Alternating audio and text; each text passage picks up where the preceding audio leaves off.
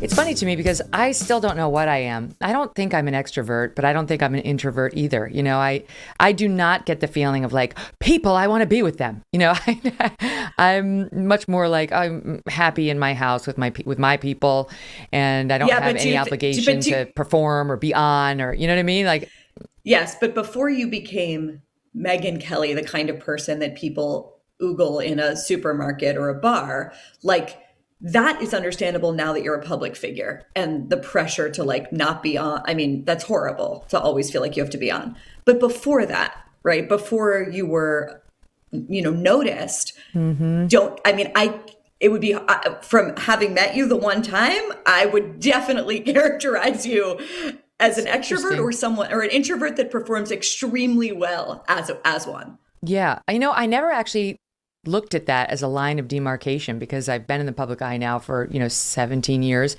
But you're right. Because I think back on the college version of me, the law school version of me, that person was probably more outward facing and more excited about dealing with, at The random parties, world. random rooms, random. Yeah, exactly.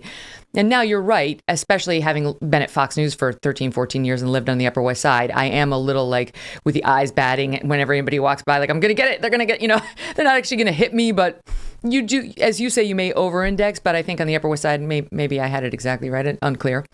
So now I am a little bit more like, yeah, I'm a news person. I'm controversial. I do believe the lovers outnumber the haters, but you always have to be on guard.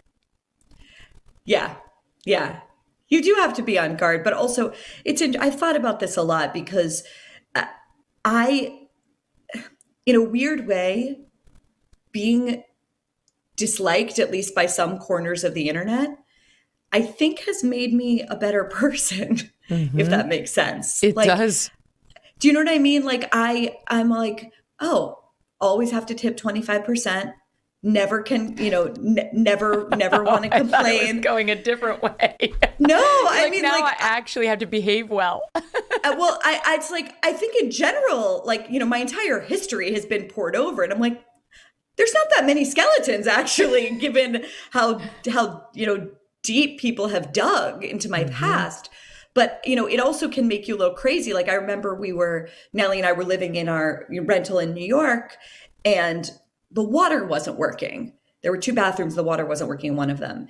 And she was like, I'm gonna call the super. And I was like, no, you can't call the super. And she was like, are you crazy? Of course I'm calling the super. And I was like, no, no, like we can't complain. Like we can't ever be perceived to be, Karening, although that wasn't a term Ah, 2 years ago, in any way. It's just not worth it. And she looked at me and was like, no, no, we're paying for this apartment.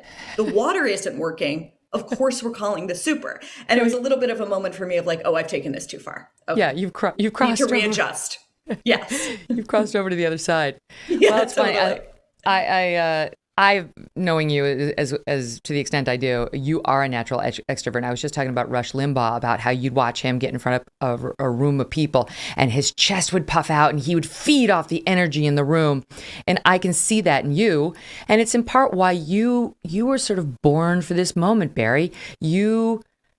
It's like everything that's happened to you made you one of the perfect leaders for this anti-woke pushback. Your more traditional liberalism, the fact that you're in a lesbian relationship, which I want to get to in a minute because I hear there's news. I, I like for people to break their personal news on the show, but I'll get to that one Oh, second. But anyway, but then your unfortunate experience with the New York Times, where they tried to bully you and you walked out like Khaleesi, with the fires burning, all of it, right? It's like you have to be the extra. Who else would create a new university? Only you. Megan, when I'm feeling low, I'm realizing I just need to call you. I feel like I'm like at my funeral. This is amazing. I'll show up. I'll You say know, it all over again. it's very nice. I don't know if I don't know. It's hard to sort of like look at yourself while you're being yourself. And if you become, Mm, it can be a total I don't know. I think it can become like navel gazing and yep. narcissistic and just try and do the right thing and live out your values. And the thing that I think is amazing about this moment, and we're on a medium that proves it, is how much is possible right now in terms of just starting your own thing, starting your own institution, whether it's a podcast, or a media company or a new university or a new school.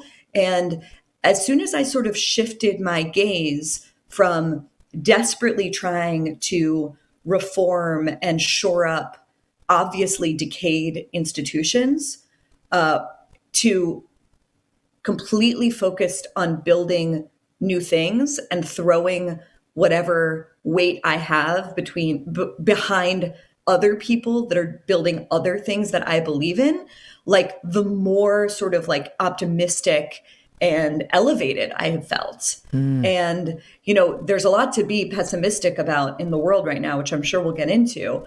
But, a lot of people ask me, like, aren't you so down? Aren't you so down? I have to tell you, like, I was despondent in the last year that I was at the Times. And I feel so like energized and excited right now about what's possible. And 100% of that has to do with the fact that I just totally changed my, like, where I am putting my energy.